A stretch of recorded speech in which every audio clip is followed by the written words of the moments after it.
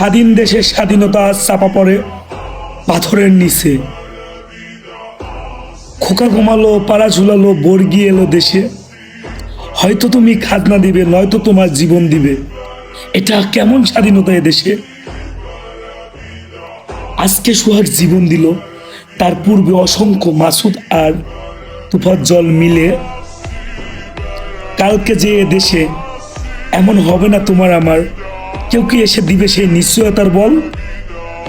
এই জাতি আজ রাজনীতির মার পেছে নিরাপত্তাহীন, শান্তি চাইবে কার কাছে এসে?